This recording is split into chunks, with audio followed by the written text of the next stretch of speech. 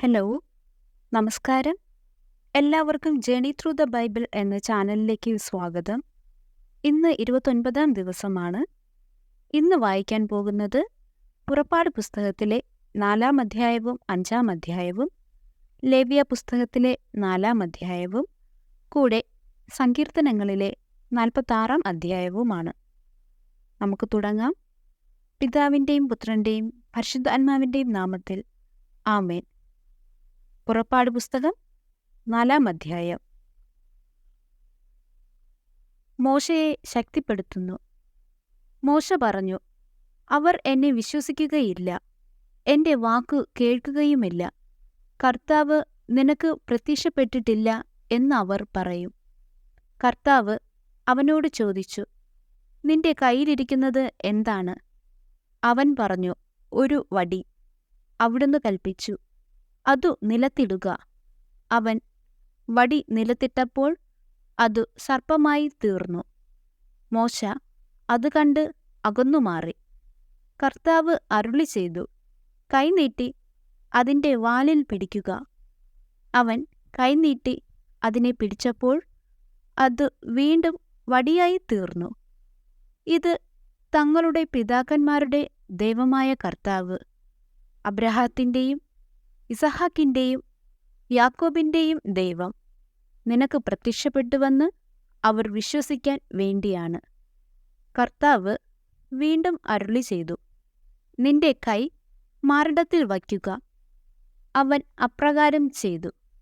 കൈ തിരിച്ചെടുത്തപ്പോൾ അതു മഞ്ഞുപോലെ വെളുത്തു കുഷ്ഠമുള്ളതായി കാണപ്പെട്ടു. അവിടുന്ന് കൽപ്പിച്ചു, കൈ വീണ്ടും മാറിടത്തിൽ വയ്ക്കുക. അവൻ അപ്രകാരം ചെയ്തു. മാറിടത്തിൽ നിന്ന് കൈ തിരിച്ചെടുത്തപ്പോൾ അത് പൂർവസ്ഥിതിയിലായി, ശരീരത്തിൻ്റെ മറ്റു ഭാഗങ്ങൾ പോലെ കാണപ്പെട്ടു. അവർ നിന്നെ വിശ്വസിക്കാതിരിക്കുകയും നിന്റെ ആദ്യത്തെ അടയാളത്തിൻ്റെ സാക്ഷ്യം സ്വീകരിക്കാതിരിക്കുകയും ചെയ്താൽ രണ്ടാമത്തേതിൻ്റെ സാക്ഷ്യം സ്വീകരിച്ചേക്കും.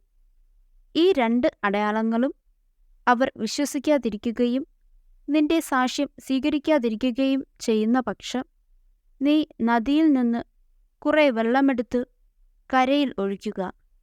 നദിയിൽ നിന്ന് നീ എടുക്കുന്ന ജലം കരയിൽ രക്തമായി മാറും. അഹറോന്റെ നിയമനം. മോശ കർത്താവിനോട് പറഞ്ഞു, കർത്താവേ, ഞാൻ ഒരിക്കലും വാക്ചാതുര്യമുള്ളവനായിരുന്നില്ല. അങ്ങ് ദാസനോട് സംസാരിച്ചതിനു ശേഷവും അങ്ങനെ തന്നെ. സംസാരിക്കുമ്പോൾ നാവിന് തടസ്സമുള്ളവനാണ് ഞാൻ. കർത്താവ് അവനോട് ചോദിച്ചു, ആരാണ് മനുഷ്യന് സംസാരശക്തി നൽകിയത്? ആരാണ് അവനെ മൂകനോ ബധിരനോ കാഴ്ചയുള്ളവനോ കുരുടനോ ആക്കുന്നത്? കർത്താവായ ഞാനല്ലേ? ആകയാൽ നീ പുറപ്പെടുക, സംസാരിക്കാൻ ഞാൻ നിന്നെ സഹായിക്കും. നീ പറയേണ്ടതെന്തെന്ന് ഞാൻ പഠിപ്പിച്ചു തരും. എന്നാൽ അവൻ അപേക്ഷിച്ചു, കർത്താവേ, ദയചെയ്ത് മറ്റാരെയെങ്കിലും അയക്കണമേ. അപ്പോൾ കർത്താവ് മോശയോട് കോപിച്ചു പറഞ്ഞു, നിനക്കു ലേവ്യനായ അഹറോൻ എന്നൊരു സഹോദരനുണ്ടല്ലോ. അവൻ നന്നായി സംസാരിക്കുമെന്ന് എനിക്കറിയാം. ഇതാ അവൻ നിന്നെ കാണാൻ വരുന്നു. നിന്നെ കാണുമ്പോൾ അവൻ സന്തോഷിക്കും. പറയേണ്ട വാക്കുകൾ നീ അവന് പറഞ്ഞു കൊടുക്കുക. ഞാൻ നിന്റെയും അവൻ്റെയും നാവിനെ ശക്തിപ്പെടുത്തും. നിങ്ങൾ ചെയ്യേണ്ടത് നിങ്ങൾക്ക് ഞാൻ പഠിപ്പിച്ചു തരുകയും ചെയ്യും. അവൻ നിനക്ക് പകരം ജനത്തോട് സംസാരിക്കും. അവൻ നിന്റെ വക്താവായിരിക്കും. നീ അവന് ദൈവത്തെപ്പോലെയും. ഈ വടി കയ്യിലെടുത്ത് കൊള്ളുക.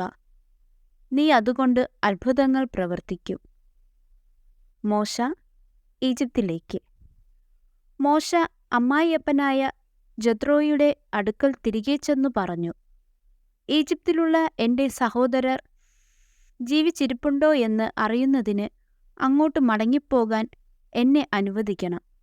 ജത്രോ പറഞ്ഞു, നീ സമാധാനത്തോടെ പോവുക. മിദിയാനിൽ വച്ച് കർത്താവ് മോശയോട് പറഞ്ഞു, നീ ഈജിപ്തിലേക്ക് മടങ്ങിപ്പോവുക.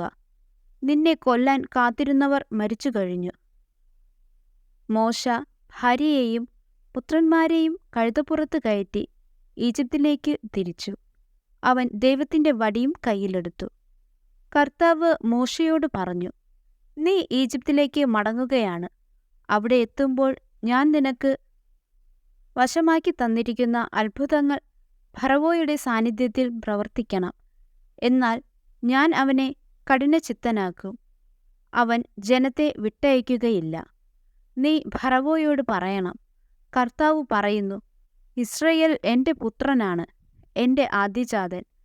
ഞാൻ നിന്നോട് ആജ്ഞാപിക്കുന്നു, എന്നെ ആരാധിക്കാൻ വേണ്ടി എന്റെ പുത്രനെ വിട്ടയയ്ക്കുക. നീ അവനെ വിട്ടയയ്ക്കുന്നില്ലെങ്കിൽ നിന്റെ പുത്രനെ, നിന്റെ ആദ്യജാതനെ തന്നെ ഞാൻ വധിക്കും. യാത്രാമധ്യേ അവർ താമസിച്ചിരുന്ന സ്ഥലത്ത് കർത്താവ് പ്രത്യക്ഷനായി മോശയെ വധിക്കാനൊരുങ്ങി.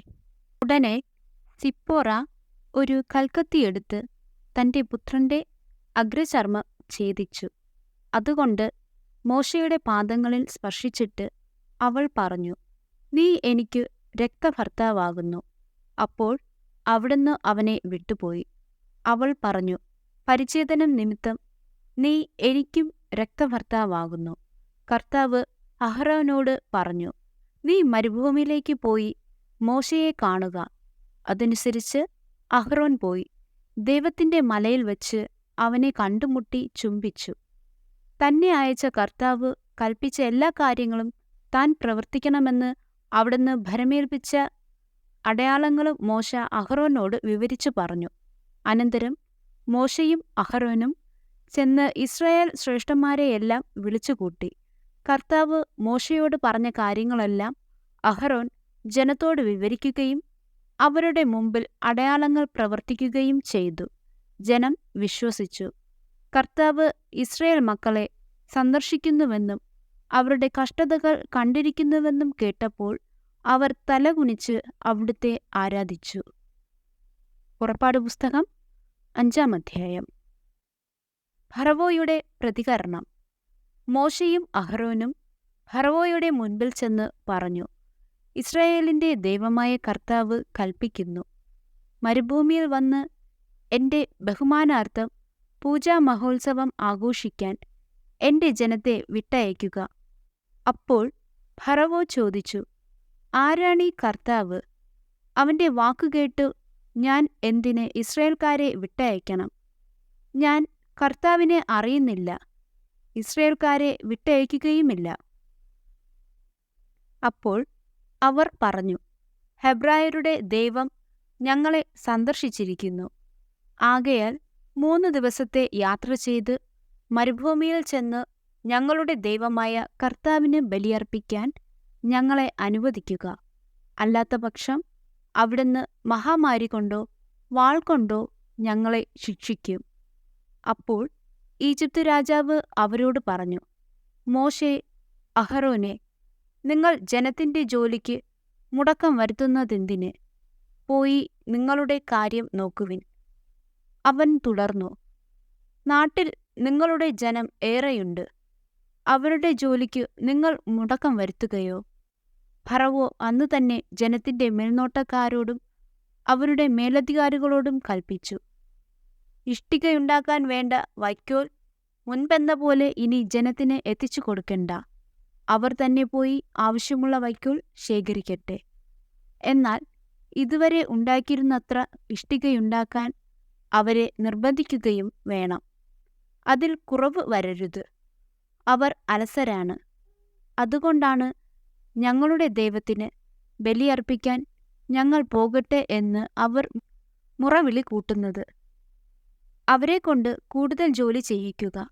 അങ്ങനെ അവർ അധ്വാനിക്കുകയും വ്യാജവാക്കുകളിൽ ശ്രദ്ധിക്കാതിരിക്കുകയും ചെയ്യട്ടെ. മേൽനോട്ടക്കാരും മേസ്തിരികളും ചെന്ന് ജനത്തോട് പറഞ്ഞു, ഇനി നിങ്ങൾക്ക് വൈക്കോൽ തരികയില്ല എന്നു ഫറവോ പറയുന്നു. നിങ്ങൾ തന്നെ പോയി കിട്ടാവുന്നിടത്തു നിന്നെല്ലാം വൈക്കോൽ ശേഖരിക്കുവിൻ. എന്നാൽ പണിയിൽ യാതൊരു കുറവും വരരുത്. ജനം വൈക്കോൽ ശേഖരിക്കുന്നതിന് ഈജിപ്തിന്റെ നാനാഭാഗങ്ങളിലേക്കും പോയി. മേൽനോട്ടക്കാർ കർശനമായി നിർദ്ദേശിച്ചു, ദിവസം തോറുമുള്ള വേല വൈക്കോൽ തന്നിരുന്നപ്പോൾ എന്ന പോലെ ചെയ്തു തീർക്കുവിൻ. ഫറവോയുടെ ഉദ്യോഗസ്ഥന്മാർ ജോലിയുടെ മേൽ നോട്ടത്തിന് നിയമിച്ചിരുന്ന ഇസ്രയേൽക്കാരെ പ്രഹരിച്ചുകൊണ്ട് ചോദിച്ചു, നിങ്ങൾ ഇതുവരെ ഉണ്ടാക്കിക്കൊണ്ടിരുന്നത്ര ഇഷ്ടികകൾ ഇന്നലെയും ഇന്നും ഉണ്ടാക്കാഞ്ഞതെന്ത്?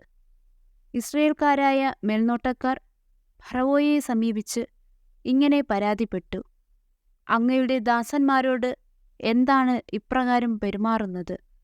അങ്ങയുടെ ദാസന്മാർക്ക് അവർ വയ്ക്കോൽ തരുന്നില്ല, എങ്കിലും ഇഷ്ടിക ഉണ്ടാക്കുവിൻ എന്ന് അവർ കൽപ്പിക്കുന്നു. അങ്ങയുടെ ദാസന്മാരെ പ്രഹരിക്കുന്നു, എന്നാൽ കുറ്റം അങ്ങയുടെ ജനത്തിൻ്റേതാണ്. ഫറവോ മറുപടി പറഞ്ഞു, നിങ്ങൾ അലസരാണ്, അതുകൊണ്ടാണ് കർത്താവിന് ബലിയർപ്പിക്കാൻ ഞങ്ങൾ പോകട്ടെ എന്ന് നിങ്ങൾ പറഞ്ഞുകൊണ്ടിരിക്കുന്നത്. പോയി ജോലി ചെയ്യുവിൻ, നിങ്ങൾക്ക് വയ്ക്കോൽ തരികയില്ല, എന്നാൽ ഇഷ്ടികയുടെ എണ്ണം കുറയുകയും അരുത്. അനുദിനം ഉണ്ടാക്കുന്ന ഇഷ്ടികയുടെ എണ്ണത്തിൽ കുറവ് വരാൻ പാടില്ലെന്ന് കേട്ടപ്പോൾ ഇസ്രയേൽക്കാരായ മേലാളന്മാർ ധർമ്മസങ്കടത്തിലായി. ഫറവോയുടെ അടുക്കൽ നിന്ന് മടങ്ങിയെത്തുമ്പോൾ മോശെയും അഹറോനും തങ്ങളെ കാത്തുനിൽക്കുന്നത് അവർ കണ്ടു. അവർ മോശെയോടും അഹറോനോടും പറഞ്ഞു, കർത്താവ് നിങ്ങളുടെ പ്രവൃത്തി കണ്ടു നിങ്ങളെ വിധിക്കട്ടെ. ഫറവോയുടെയും അവന്റെ സേവകരുടെയും മുമ്പിൽ നിങ്ങൾ ഞങ്ങളെ അവജ്ഞാപാത്രങ്ങളാക്കി. ഞങ്ങളെ വധിക്കാൻ നിങ്ങൾ അവരുടെ കയ്യിൽ വാൾ കൊടുത്തിരിക്കുന്നു. അപ്പോൾ മോശ കർത്താവിനോട് പറഞ്ഞു, കർത്താവേ, അങ്ങ് എന്തിനാണ് ഈ ജനത്തോട് ഇത്ര ക്രൂരമായി പെരുമാറുന്നത്? എന്തിനാണ് അങ്ങ് എന്നെ ഇങ്ങോട്ടയച്ചത്? ഞാൻ അങ്ങയുടെ നാമത്തിൽ ഫറവോയോട് സംസാരിക്കാൻ വന്നതുമുതൽ അവൻ ഈ ജനത്തെ കഷ്ടപ്പെടുത്തുകയാണ്. അങ്ങ് അങ്ങയുടെ ജനത്തെ മോചിപ്പിക്കുന്നുമില്ല. ലേവ്യപുസ്തകം 4-ാം അധ്യായം.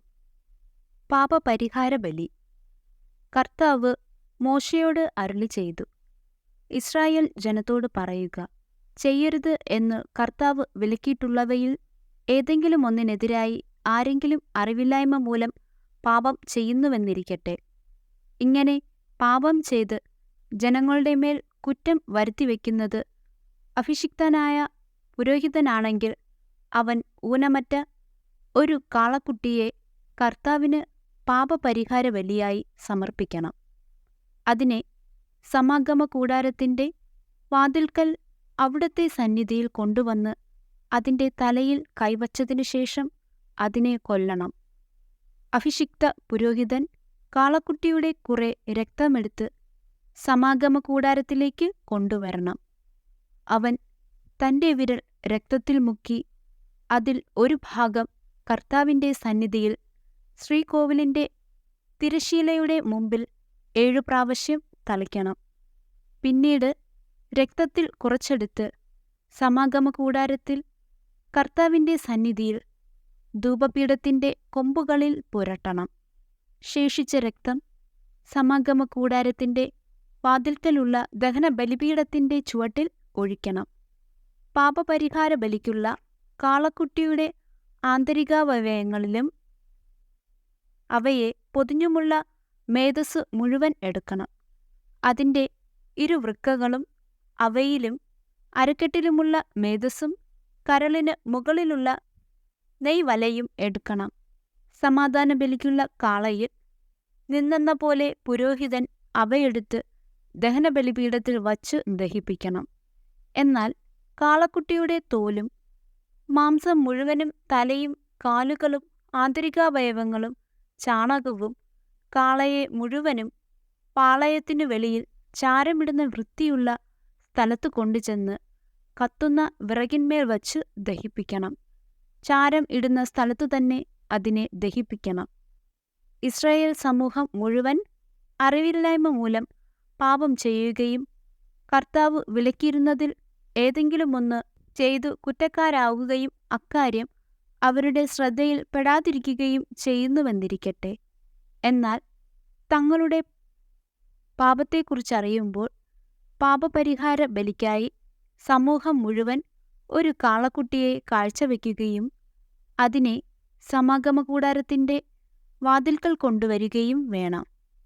സമൂഹത്തിലെ ശ്രേഷ്ഠന്മാർ കർത്താവിന്റെ സന്നിധിയിൽ വച്ച് കാളക്കുട്ടിയുടെ തലയിൽ കൈകൾ വയ്ക്കണം. അതിനെ അവിടുത്തെ മുൻപിൽ വച്ച് കൊല്ലണം. അഭിഷിക്തനായ പുരോഹിതൻ കാളക്കുട്ടിയുടെ കുറെ രക്തം സമാഗമകൂടാരത്തിലേക്ക് കൊണ്ടുവരണം. അവൻ രക്തത്തിൽ വിരൽ മുക്കി കർത്താവിന്റെ സന്നിധിയിൽ തിരശ്ശീലയ്ക്ക് മുൻപിൽ 7 പ്രാവശ്യം തളിക്കണം. കുറെ രക്തമെടുത്ത് സമാഗമകൂടാരത്തിൽ കർത്താവിന്റെ സന്നിധിയിലുള്ള ബലിപീഠത്തിന്റെ കൊമ്പുകളിൽ പുരട്ടണം. ബാക്കി രക്തം സമാഗമകൂടാരത്തിന്റെ വാതിൽക്കലുള്ള ദഹനബലിപീഠത്തിന്റെ ചുവട്ടിൽ ഒഴിക്കണം. അതിന്റെ മേദസ്സ് മുഴുവനുമെടുത്ത് ബലിപീഠത്തിൽ വച്ച് ദഹിപ്പിക്കണം. പാപപരിഹാര ബലിക്കുള്ള കാളക്കുട്ടിയെ എന്ന പോലെ ഈ കാളക്കുട്ടിയെയും ദഹിപ്പിക്കണം. അങ്ങനെ അവർക്ക് വേണ്ടി പുരോഹിതൻ പാപപരിഹാരം ചെയ്യണം. അപ്പോൾ അവരുടെ കുറ്റം ക്ഷമിക്കപ്പെടും. അനന്തരം കാളയെ കൂടാരത്തിന് വെളിയിൽ കൊണ്ടുപോയി ആദ്യത്തെ കാളയെ ദഹിപ്പിച്ചതുപോലെ ദഹിപ്പിക്കണം. ഇത് സമൂഹത്തിനു വേണ്ടിയുള്ള പാപപരിഹാര ബലിയാണ്. ഒരു ഭരണാധികാരി തന്റെ ദൈവമായ കർത്താവ് വിലക്കിയിട്ടുള്ളവയിൽ ഏതെങ്കിലും ഒന്ന് അറിവില്ലായ്മ മൂലം ചെയ്തു കുറ്റക്കാരനാകുന്നുവെന്നിരിക്കട്ടെ. അവൻ തന്റെ തെറ്റ് മനസ്സിലാക്കുമ്പോൾ ഊനമറ്റ ഒരു കോലാട്ടിൻ മുട്ടനെ കർത്താവിന് ബലിയർപ്പിക്കണം. അവൻ അതിന്റെ തലയിൽ കൈവയ്ക്കുകയും കർത്താവിന്റെ സന്നിധിയിൽ ദഹനബലിക്കായി മൃഗങ്ങളെ കൊല്ലുന്ന സ്ഥലത്തുവെച്ച് അതിനെ കൊല്ലുകയും വേണം. ഇത് ഒരു പാപപരിഹാര ബലിയാണ്. പുരോഹിതൻ കുറച്ച് രക്തമെടുത്ത് അതിൽ വിരൽ മുക്കി ദഹനബലിപീഠത്തിന്റെ കൊമ്പുകളിൽ പുരട്ടണം. ശേഷിച്ചത് ബലിപീഠത്തിന്റെ ചുവട്ടിൽ ഒഴിക്കണം. അതിന്റെ മേദസ്സു മുഴുവനും സമാധാന ബലിക്കുള്ള മൃഗത്തിന്റെ മേദസ്സുപോലെ ബലിപീഠത്തിൽ വച്ച് ദഹിപ്പിക്കണം. അങ്ങനെ പുരോഹിതൻ അവന്റെ പാപത്തിന് പരിഹാരം ചെയ്യണം. അപ്പോൾ കുറ്റം ക്ഷമിക്കപ്പെടും. ജനങ്ങളിലാരെങ്കിലും കർത്താവ് വിലക്കിയിട്ടുള്ളവയിൽ ഏതെങ്കിലുമൊന്ന് അറിവില്ലായ്മ കൊണ്ടു ചെയ്തു കുറ്റക്കാരനായെന്നിരിക്കട്ടെ. അവൻ തന്റെ തെറ്റ് മനസ്സിലാക്കുമ്പോൾ ഊനമറ്റ ഒരു പെൺകോലാടിനെ പാപപരിഹാരത്തിനായി സമർപ്പിക്കണം. അവൻ ബലിമൃഗത്തിന്റെ തലയിൽ കൈവയ്ക്കുകയും ദഹനബലിക്കുള്ള സ്ഥലത്ത് വെച്ച് അതിനെ കൊല്ലുകയും വേണം. പുരോഹിതൻ കുറച്ച് രക്തമെടുത്ത് അതിൽ വിരൽ മുക്കി ദഹനബലിപീഠത്തിന്റെ കൊമ്പുകളിൽ പുരട്ടുകയും ശേഷിച്ചത് ബലിപീഠത്തിന്റെ ചുവട്ടിൽ ഒഴിക്കുകയും വേണം. സമാധാന ബലിക്കുള്ള മൃഗത്തിൽ നിന്ന് മേദസ്സ് മാറ്റിയെടുക്കുന്നതുപോലെ അതിന്റെ മേദസ്സ് മുഴുവൻ എടുത്ത് പുരോഹിതൻ കർത്താവിന് പ്രീതികരമായ സൗരഭ്യത്തിനായി ബലിപീഠത്തിൽ വച്ച് ദഹിപ്പിക്കണം. അങ്ങനെ പുരോഹിതൻ അവനു വേണ്ടി പരിഹാരം ചെയ്യണം. അപ്പോൾ തെറ്റ് ക്ഷമിക്കപ്പെടും. പാപപരിഹാര ബലിക്കായി ചെമ്മരിയാടിനെയാണ് കൊണ്ടുവരുന്നതെങ്കിൽ അത് ഊനമറ്റ പെണ്ണാടായിരിക്കണം. അതിന്റെ തലയിൽ കൈവച്ചതിനു ശേഷം ദഹനബലി മൃഗത്തെ കൊല്ലുന്ന സ്ഥലത്ത് വെച്ച് അതിനെ പാപപരിഹാര ബലിക്കായി കൊല്ലണം. പുരോഹിതൻ അതിന്റെ കുറച്ച് രക്തമെടുത്ത് അതിൽ വിരൽ മുക്കി ദഹനബലിപീഠത്തിന്റെ കൊമ്പുകളിൽ പുരട്ടണം. ശേഷിച്ചത് ബലിപീഠത്തിന്റെ ചുവട്ടിൽ ഒഴിക്കണം.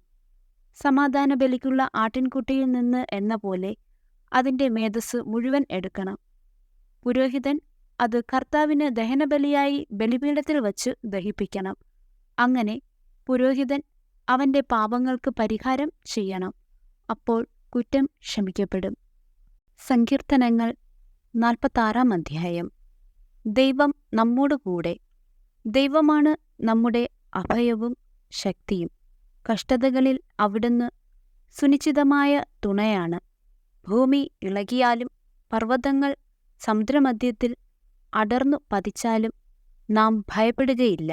ജലം പതഞ്ഞുയർന്നിരമ്പിയാലും അതിന്റെ പ്രകമ്പനം കൊണ്ട് പർവ്വതങ്ങൾ വിറകൊണ്ടാലും നാം ഭയപ്പെടുകയില്ല.